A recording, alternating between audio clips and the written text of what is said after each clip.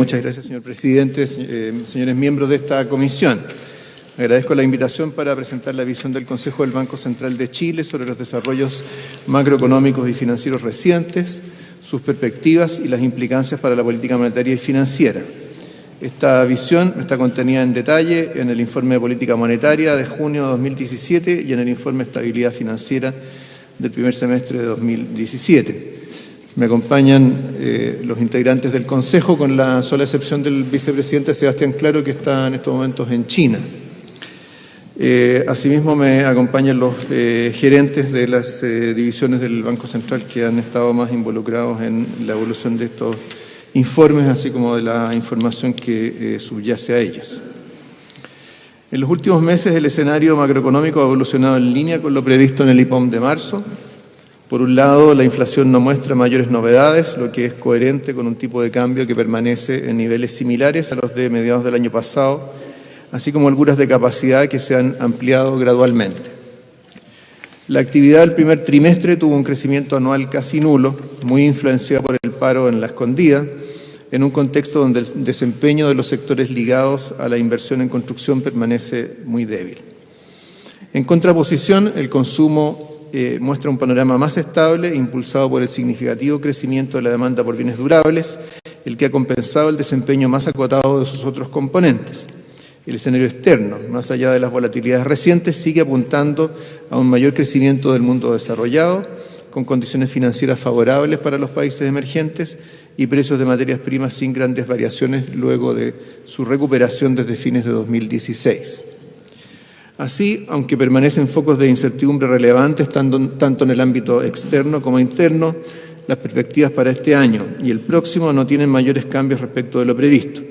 De este modo, las proyecciones del escenario base, que les presentaré en unos momentos, consideran que la política monetaria se mantendrá expansiva a lo largo de todo el horizonte de proyección, con lo que la inflación oscilará en torno a 3% durante buena parte del periodo, y que la actividad recuperará tasas de expansión superiores, en especial hacia la segunda mitad de 2017 y 2018. Permítame ahora presentar los detalles de nuestra visión del escenario macroeconómico y las proyecciones contenidas en el IPOM. El panorama de inflación no muestra cambios sustantivos. La variación anual del IPC se ha mantenido en 2,7% desde febrero, mientras que la inflación subyacente ha disminuido levemente, como se observa en la gráfica que está en pantalla. El escenario base considera que el tipo de cambio real permanecerá en valores similares a los actuales y que las holguras de capacidad empezarán a cerrarse durante el próximo año. En este contexto, la inflación subyacente continuará descendiendo por algunos meses, llegando a niveles cercanos al 2% para acercarse a valores del orden del 3% hacia finales del horizonte de proyección. El aumento de del precio de los ítems más volátiles, como alimentos y energía, será mayor al de la inflación subyacente, con lo que la convergencia de la inflación total a la meta será más rápida que la de la subyacente. Así, en el escenario base se sigue estimando que en los próximos meses la inflación total bajará a niveles cercanos al piso del rango de tolerancia para volver a 3% a fines de año y oscilar en torno a ese valor hasta el final del horizonte de proyección, que está en mediados del 2019. Estas proyecciones para la inflación se observan en la gráfica, donde en la gráfica del lado izquierdo está la inflación para el IPC total y en el derecho la inflación para el IPC subyacente. El área de proyección es la área que aparece sombreada. Los datos del primer trimestre confirmaron el importante impacto que la huelga en la escondida tuvo sobre la actividad del sector, a lo que se agregó la menor producción en otros yacimientos. Así, la actividad minera cayó cerca de 14% anual en el periodo, arrastrando la generación eléctrica y algunas actividades locales, según lo señalado por diversos entrevistados en el informe de percepciones de negocios. Adicionalmente, retomar los niveles de producción ha tardado más de lo previsto, por lo que el efecto en la producción minera se ha extendido hacia el segundo trimestre. Una vez incorporados estos elementos, la actividad minera caerá este año del orden del 2,5%, que se compara con un aumento de en torno a 1,5% que se preveía en marzo. La actividad del resto de los sectores sigue dando cuenta de dos tendencias. Por un lado, la debilidad de la actividad en el sector sector de la construcción y los servicios asociados. Por otro, el desempeño más estable del consumo privado, impulsado fuertemente por el crecimiento de los bienes durables, como se observa en la gráfica en pantalla. Así, en los datos del primer trimestre se apreció un contraste entre la caída de los sectores de construcción y servicios empresariales inmobiliarios y el crecimiento del comercio, así como la recuperación de las líneas industriales que producen bienes de consumo. Resalta también la mejoría en la inversión en maquinaria y equipos, excluyendo material de transporte no regular, que al igual que los bienes de consumo durable se ha beneficiado de la necesidad de reposición de stocks después de varios años de bajo crecimiento y por la evolución del tipo de cambio. Por último, la mayor ejecución del gasto público contribuyó a un mayor consumo de gobierno, lo que también incidió positivamente en la actividad. La mayor estabilidad del consumo se da en un contexto en que las expectativas de los consumidores, si bien siguen en niveles pesimistas, han mejorado algo. El mercado laboral continúa ajustándose en línea con lo previsto, con una tasa de desempleo baja desde una perspectiva histórica, pero con un empleo asalariado que sigue mostrando un magro desempeño y salarios que continúan desacelerándose. La baja del empleo asalariado ha sido compensada por un aumento del empleo no asalariado. Como lo muestra uno de los recuadros del IPOM, considerando trabajadores de igual experiencia y calificación, una persona que se emplea por cuenta propia o es un asalariado informal, gana un salario por hora del orden de 20% inferior al de un trabajador asalariado. Si se agrega que trabaja menos horas a la semana, su ingreso termina siendo entre 30 a 40% menor al de un asalariado formal. Aunque la participación del empleo no asalariado en el empleo total ha aumentado en los últimos meses, esta no se ha apartado significativamente de sus valores históricos, como se observa en esta gráfica. En efecto, la cifra para el último trimestre móvil, febrero-abril de 2017, de 25,9%, es idéntica al promedio 2010-2017 y significativamente inferior al promedio desde 1986, así como a la de periodos en que se registró de manera algo rezagada el impacto de las crisis económicas, como se puede observar en la parte alta de esa gráfica. De este modo, el aumento del empleo por cuenta propia ha aminorado el impacto del deterioro del mercado laboral sobre la masa salarial real, a la que se ha sumado la disminución de la inflación, de modo que su crecimiento ha sido algo superior a lo previsto, retornando a tasas entre 2,5 y 3% anual. No obstante, como se detalla en el informe de estabilidad financiera del primer semestre, la evolución del mercado laboral podría estar incidiendo en el comportamiento de pago de los hogares, el que ha mostrado algún deterioro recientemente. Con todo, se proyecta que el consumo total, privado y público, crecerá en torno a 2,5% este año y 3% el próximo. Otro determinante del consumo, como es el costo del crédito, muestra que los recortes de la tasa de política monetaria se han ido incorporando en las tasas de interés. Más allá de vaivenes puntuales por efectos de composición, las tasas de interés de los créditos de consumo, comercial e hipotecario están en niveles históricamente bajos. Esto se observa en la gráfica que está en pantalla. Aunque con alguna mejora en el margen, el crecimiento del crédito se mantiene acotado, combinando factores restrictivos por el lado de la oferta y la demanda. Los primeros son más relevantes para las colocaciones de consumo hipotecarias, en particular por el mayor riesgo asociado a la evolución del mercado laboral y el incremento de algunos indicadores de no pago, a lo que se suman los efectos de los cambios normativos en el mercado inmobiliario. Todo esto se observa en la gráfica de la derecha, donde, como se puede observar, los indicadores de riesgo tienen un impacto más negativo sobre la oferta de crédito a los hogares. En el caso de las grandes empresas, son las inversiones en activos fijos las que tienen un impacto más negativo, mientras que la sustitución de fuentes de financiamiento tienen un impacto algo positivo en el margen. Considerando la reducción habitual del rango de proyección para el crecimiento del año en curso que corresponde efectuar en este IPOM, el Consejo estima que el PIB se expandirá entre 1 y 1,75% en 2017, mientras que para 2018 proyecta un rango entre 2,5 y 3,5%.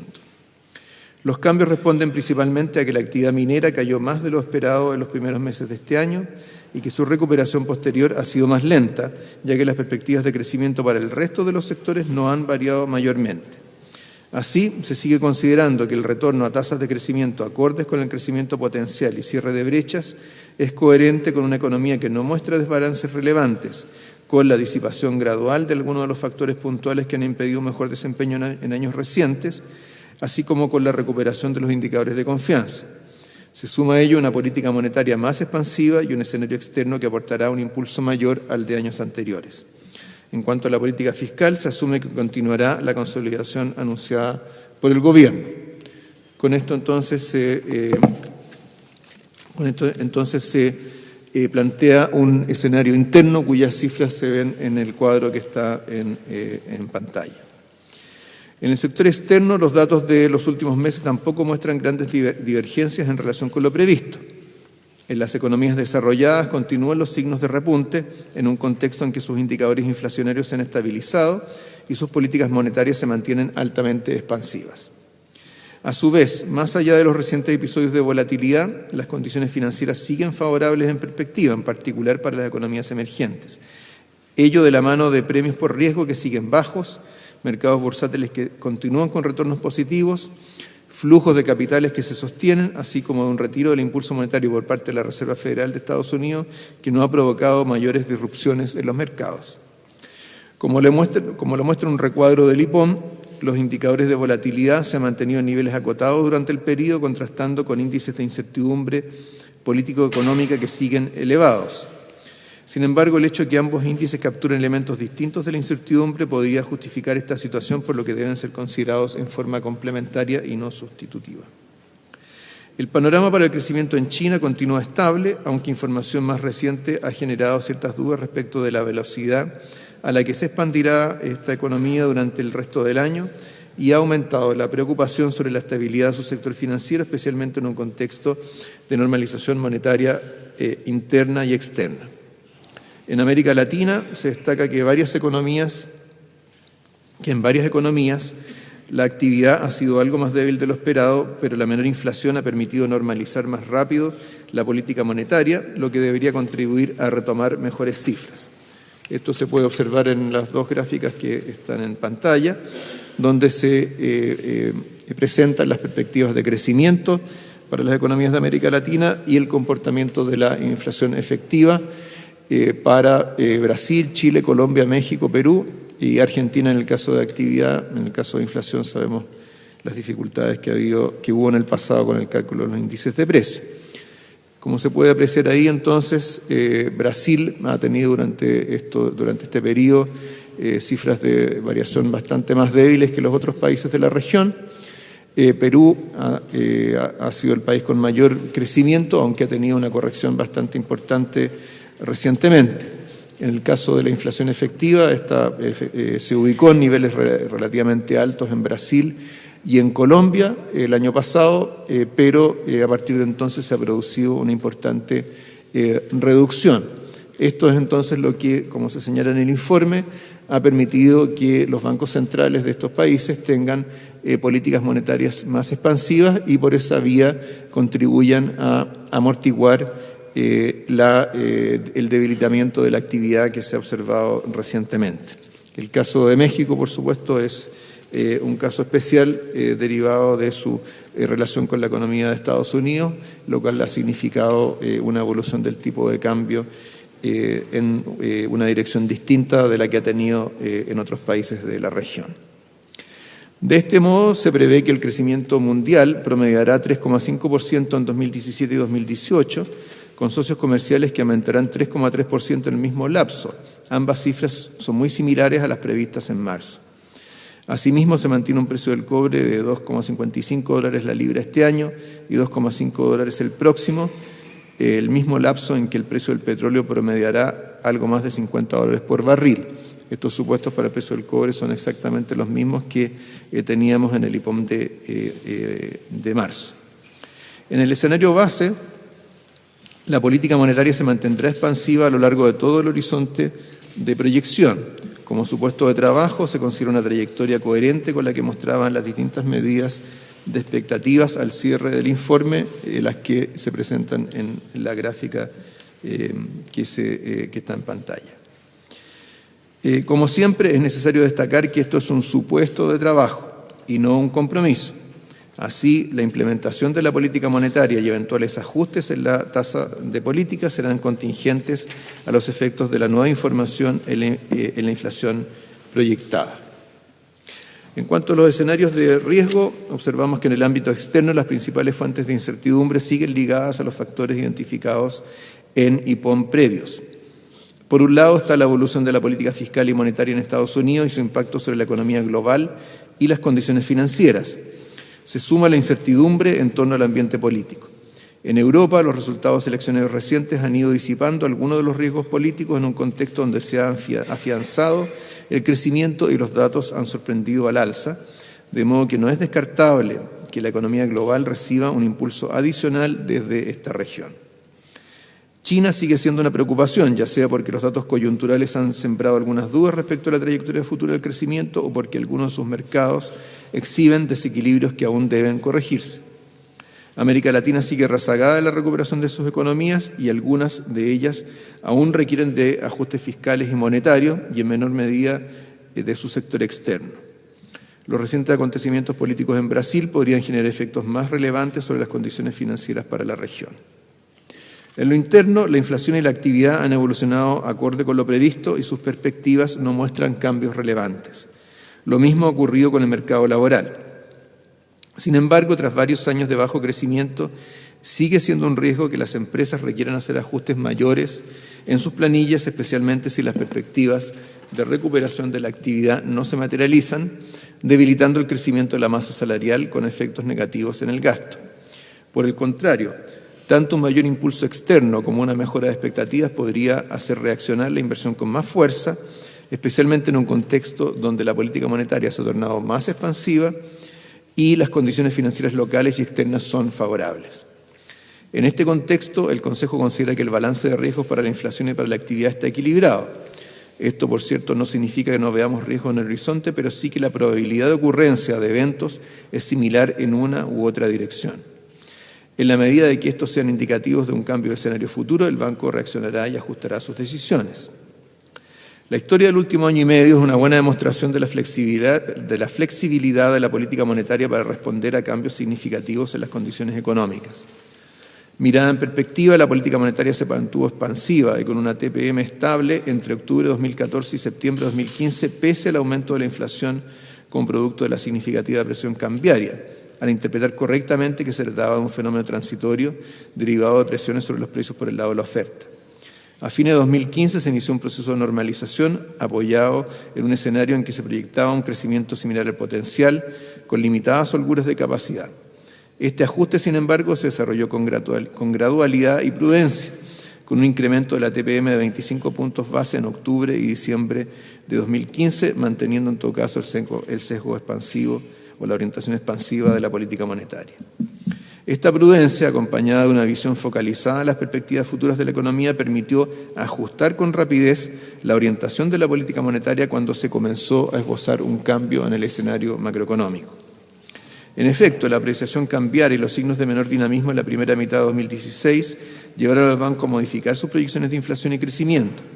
A medida que estos ajustes fueron revelando un nuevo escenario macroeconómico caracterizado por un debilitamiento de la actividad, mayor estabilidad cambiaria y una desaceleración más rápida de la inflación, el banco ajustó sucesivamente las opciones de política monetaria y el sesgo de la misma, culminando en 4 recortes de 25 puntos base en la tasa de interés cada uno en los últimos 5 meses.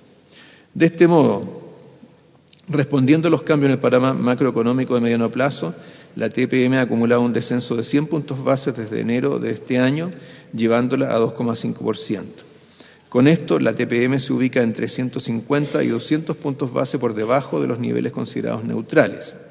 La velocidad con la que hemos concretado esta reducción responde al convencimiento de que las perspectivas de mediano plazo para la inflación estaban dando cuenta de un escenario que ponía en peligro el cumplimiento de la meta de política.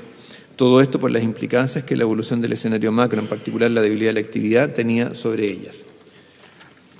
Así, considerados los recortes ya efectuados, creemos que la política monetaria ha llegado a un nivel de expansividad elevado y coherente con una inflación de 3% en el horizonte de proyección. Al interior de este horizonte veremos en los próximos meses una inflación anual que volverá a descender, acercándose a 2%. También veremos meses de actividad débil, como lo muestra el dato de IMASEC que conocimos hoy. Pero la mejora de las condiciones externas, la desaparición de factores puntuales que han afectado la actividad de los precios y el propio impulso monetario permitirán que la economía retome un mayor crecimiento en la segunda mitad de este año y en 2018, con holguras de capacidad que comenzarán a cerrarse en el curso de ese año, al tiempo que la inflación convergerá a la meta de política. Esto, por cierto, no significa que la TPM no vuelva a ajustarse, sino que en el escenario más probable no sean necesarios nuevos movimientos de la tasa y que lo más importante será dejar que el impulso monetario permee la economía durante el tiempo necesario para que, combinado con los otros factores mencionados, genere una convergencia visible a la meta de política. Como siempre, esto no significa una promesa, pero sí debe dejar claro que el Banco Central no reaccionará a datos puntuales, sino a cambios discernibles y sustanciales en el escenario macroeconómico futuro que pudieran comprometer el cumplimiento de sus objetivos. La flexibilidad de la política monetaria chilena es una característica muy importante que responde al marco de políticas macroeconómicas del país, en particular porque la política monetaria se basa en un esquema de metas de inflación prospectivo, así como porque la flotación bancaria le permite no estar atada a la defensa del tipo de cambio. Lo mismo que el compromiso del gasto público con la regla fiscal que le otorga al Banco Central el espacio para reducir las fluctuaciones del ciclo económico que afectan el logro de la meta de inflación. La suma de estos efectos permite a la economía chilena mantener grados de expansividad monetaria distintos a los de otras economías de América Latina, que, como se observa en el gráfico, tienen actualmente tasas de interés mayor. De hecho, cuando se compara el nivel de TPM que mantiene Chile respecto de otras economías de la región, la tasa chilena es por lejos la más baja, incluso descontada la inflación. La TPM real efectiva también es la más baja de la región, pareciéndose solamente a la tasa política monetaria de Australia como país con una economía más intensiva en recursos naturales. Pasamos entonces ahora al informe de estabilidad financiera del primer semestre de 2017.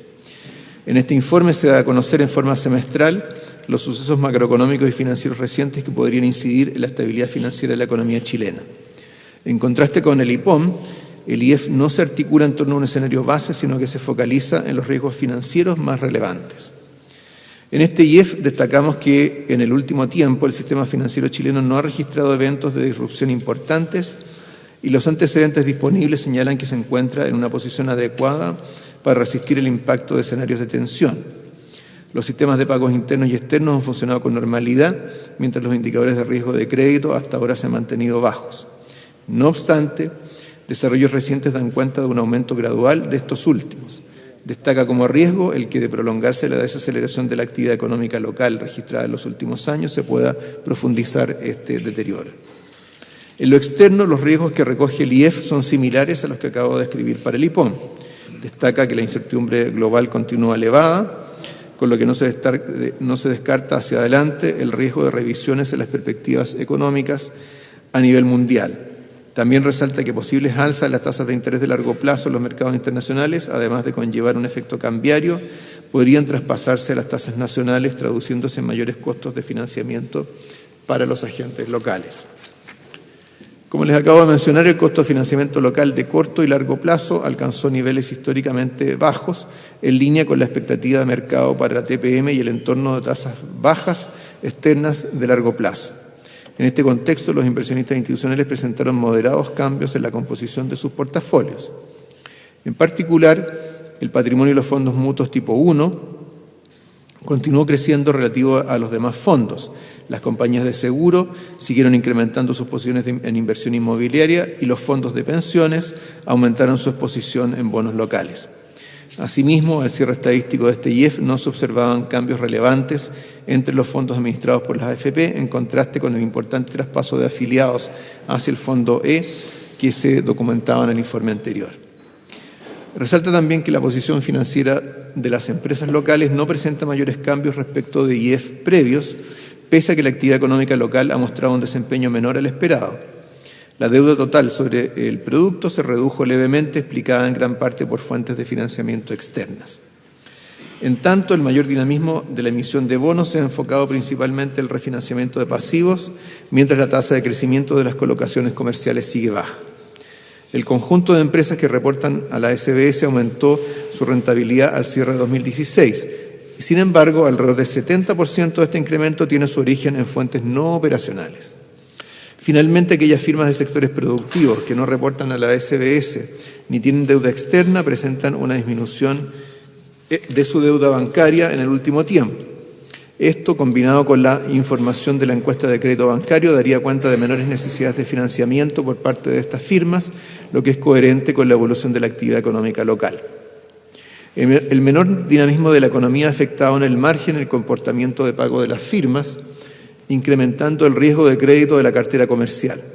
Si bien sus niveles de morosidad son relativamente bajos, desde el IEF anterior algunos indicadores de no pago presentaron aumentos, como se ilustra en la gráfica.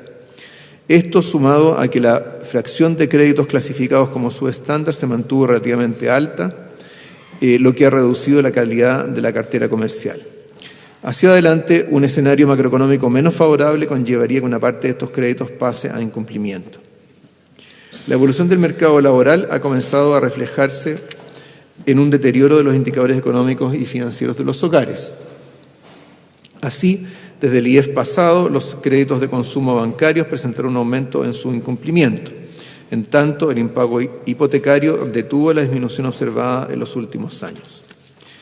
Por su parte, el endeudamiento agregado de los hogares, como se muestra en la gráfica, continúa creciendo, siendo la deuda hipotecaria el componente que más contribuye a esta tendencia. En lo más reciente, información de encuestas sugiere un aumento de la carga financiera sobre ingresos, situación que, sumada al mayor incumplimiento en la cartera de consumo, requiere de seguimiento. De hecho, un mayor deterioro en el mercado del trabajo podría profundizar el impago de los hogares.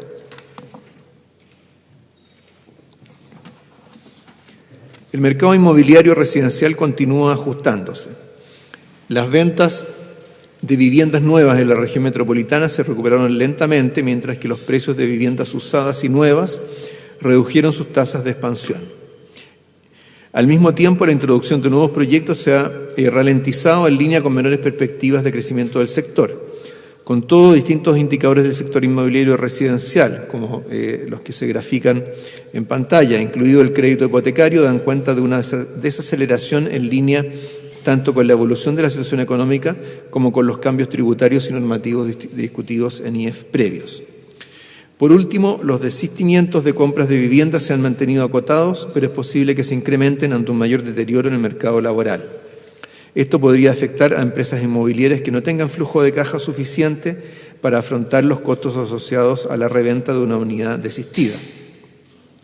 Destaca que si bien las perspectivas económicas se han deteriorado en los últimos años, la capitalización de la banca no presentó cambios relevantes. El índice de adecuación de capital del sistema se sitúa sobre 13% desde mediados del 2016, cercano a su promedio histórico, pero aún por debajo de estándares internacionales. Los ejercicios de tensión dan cuenta que las holguras de capital de la banca se han reducido durante los últimos años. Así como se ilustra en la gráfica, la fracción de bancos que mantienen índices de adecuación de capital sobre 10% después de aplicar un escenario de tensión severo pasaría de representar 85% de los activos del sistema entre 2011 y 2014 a 50% de estos en los últimos 2 años. Esto se debe a que los bancos que se encuentran más expuestos al deterioro de la actividad económica no han realizado un ajuste acorde en sus niveles de capital. En este contexto, la nueva Ley General de Bancos contemplaría una convergencia gradual hacia el marco de Basilea III, el cual tiene implícitos mayores requisitos de capital para la banca. Quisiera terminar esta presentación con algunas reflexiones. En particular, estas reflexiones se refieren a la relación entre los dos informes que he presentado, el informe de política monetaria y el informe de estabilidad financiera, los que permiten contar con un completo panorama de la economía chilena, incluyendo no solo su trayectoria más probable, sino, como señalaba, también los riesgos que pudieran apartarla de ella. De esta manera, se ilustra que la política monetaria y financiera son dos importantes complementos del esquema de políticas macroeconómicas en Chile. Una importante dimensión de esta complementariedad en el corto plazo es la transmisión de los cambios en la política monetaria sobre el costo del crédito y que las decisiones de gasto de las personas y empresas dependen de un sistema financiero sano y sólido. Como comenté hace unos minutos, las tasas de interés de mercado están hoy en niveles mínimos históricos o muy cerca de ellos para los distintos tipos de crédito, lo mismo que para los instrumentos de largo plazo. Esto refleja en buena forma la transmisión de las bajas de la TPM que hemos realizado en los últimos meses y ciertamente una política monetaria que se ha mantenido expansiva por bastante tiempo y lo seguirá siendo en nuestro escenario base de proyección. Sin embargo, este traspaso de la expansividad de la política monetaria y de las condiciones financieras externas no sería posible si no interactuara con una política financiera centrada principalmente en el adecuado funcionamiento del sistema y el acceso de la economía chilena a los mercados financieros internacionales. Existe una relación clara entre la actividad económica y el desempeño del mercado financiero. Por un lado, la primera tiene una incidencia directa sobre los resultados del sector financiero y eventualmente su estabilidad. Por el otro, indicadores de desempeño del sector financiero pueden dar señales del comportamiento futuro de la economía. En este sentido, es relevante el incipiente deterioro de los indicadores de no pago de hogares y empresas que se presenta en este IEF. No solo es necesario que el costo del crédito sea bajo, sino también que hogares y empresas sean capaces de acceder a él y de cumplir con sus obligaciones financieras, tanto por lo relevante que es para ellos mismos como para la salud del sistema financiero como un todo. La importancia de esta interacción entre el funcionamiento del mercado financiero y la actividad económica no se circunscribe solo al corto plazo. Como ya hemos destacado en varias ocasiones, Chile tiene un desafío relevante en lo que a mejorar su productividad y crecimiento de mediano plazo se refiere. Para este objetivo es fundamental el apoyo que puede dar un sistema financiero estable, profundo, líquido, eficiente e inclusivo. Desde el punto de vista de la política monetaria, lo anterior se consigue con un ambiente de inflación estable y controlada en un contexto de una economía que logra suavizar las fluctuaciones del ciclo económico. Desde el punto de vista de la política financiera, hay diversas instancias en que modificaciones regulatorias pueden ayudar a mejorar la eficiencia y eficacia del sistema financiero nacional. Considerando un conjunto amplio de países desarrollados y emergentes, Chile muestra niveles crecientes de profundidad y acceso a su sistema financiero según diversos indicadores, como el tamaño de las colocaciones al producto, la capitalización bursátil o el número de cuentas bancarias. Sin embargo, siempre hay desafíos importantes que abordar, lo que nos lleva a plantear la relevancia de cambios regulatorios recientes o que están aún en discusión y que potencialmente ayudarán a Chile a mejorar en este aspecto. Un primer conjunto de medidas tiene relación con la ley que establece medidas para impulsar la productividad, la que incluyó algunas iniciativas para profundizar el mercado financiero. Entre estas podemos nombrar la modificación de la Ley Orgánica Constitucional del Banco Central para perfeccionar la regulación aplicable a sistemas de pago establecidos en el país y reconocer infraestructuras de pago en jurisdicciones extranjeras en que participan entidades financieras locales. Otros puntos son el aumento de los límites para la inversión en el exterior de las compañías de seguros, facilitar la instalación de custodios internacionales en Chile, ampliar las alternativas de inversión para los fondos de pensiones y fondos de cesantía, así como avanzar hacia un modelo de supervisión basada en riesgo para dichos fondos.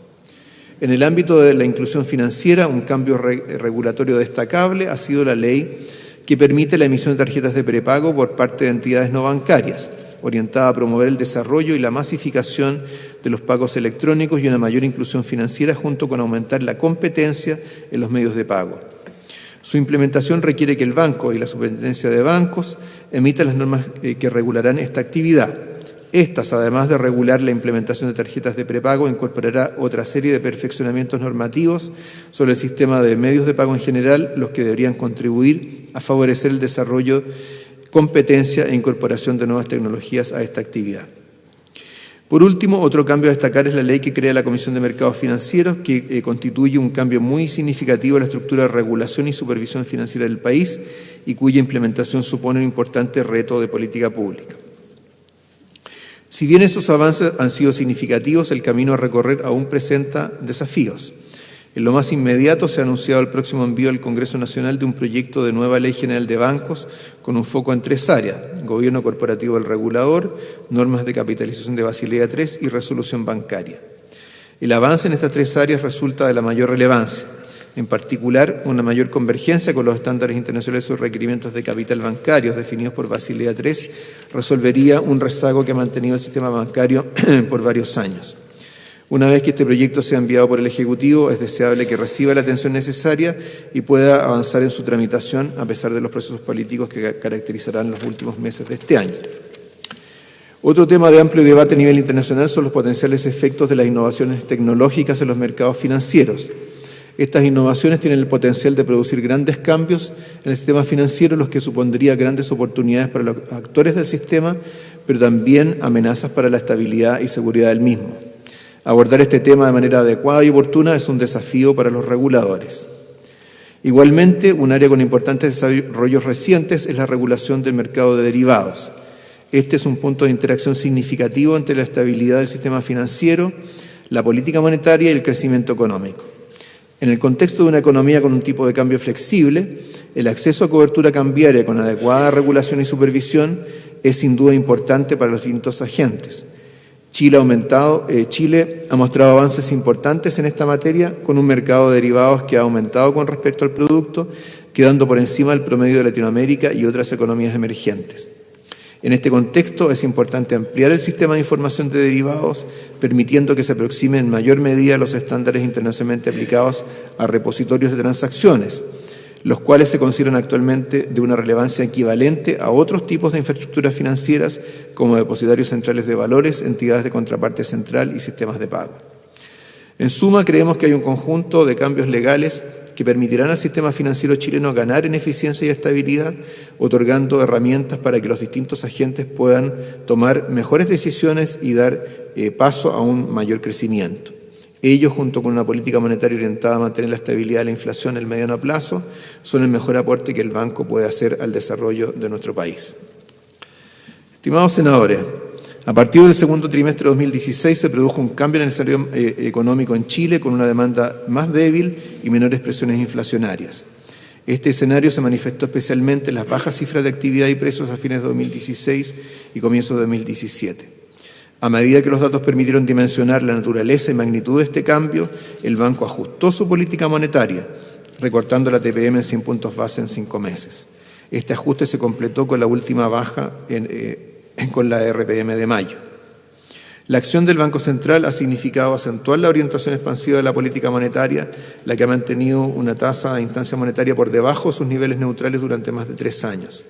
Esto permitirá amortiguar los efectos de la baja en el ciclo económico y asegurar el logro de la meta de inflación dentro del horizonte de política. En efecto, durante los próximos meses, la mayor expansividad de la política monetaria irá permeando la economía, complementando el impacto de mejores condiciones externas y la recuperación de existencias y la reposición de capital, elevando gradualmente el ritmo de la actividad económica y permitiendo la convergencia de la inflación a su meta. Ello permitirá asimismo evitar un mayor deterioro en el mercado del trabajo y en el cumplimiento financiero. Discernir sobre el cambio en el escenario macroeconómico, así como sobre la magnitud y la velocidad del ajuste monetario, ha sido un desafío importante para el Banco Central. Este lo hemos asumido con la convicción de que las decisiones de política monetaria deben basarse en proyecciones que anticipen los hechos antes que sobre un último dato o un análisis del pasado. Este enfoque permite que las decisiones se tomen oportunamente y que la política monetaria pueda actuar cuando se necesita. En la medida que un enfoque más prospectivo demanda interpretaciones y juicios basados en información parcial, es inevitable que existan distintas opiniones. Más aún, esta diversidad es imprescindible para alimentar el análisis y la discusión interna que requieren las decisiones institucionales.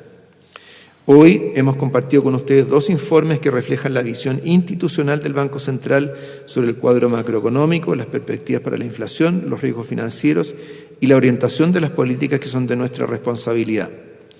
Estos informes reflejan cómo el análisis y la discusión interna decantan en una visión compartida y en decisiones institucionales. Hemos intentado ilustrar también cómo el trabajo del banco en torno a sus 2 objetivos de estabilidad de precio y estabilidad financiera se complementan, fortaleciendo nuestra acción en ambas dimensiones. Estamos convencidos de que esta acción permite elevar la estabilidad económica del país, reduciendo el riesgo de volatilidad y de turbulencias financieras. Sin embargo, como hemos argumentado en el pasado, el Banco Central no puede, sobre la base de su instrumental, evitar o revertir los ciclos, elevar el crecimiento a largo plazo o reemplazar el comportamiento responsable de los agentes económicos. Este desafío involucra a otros actores financieros, económicos y políticos. Esperamos que el diagnóstico y la acción del banco contribuyan a esta comunidad de propósitos. Muchas gracias, señor presidente.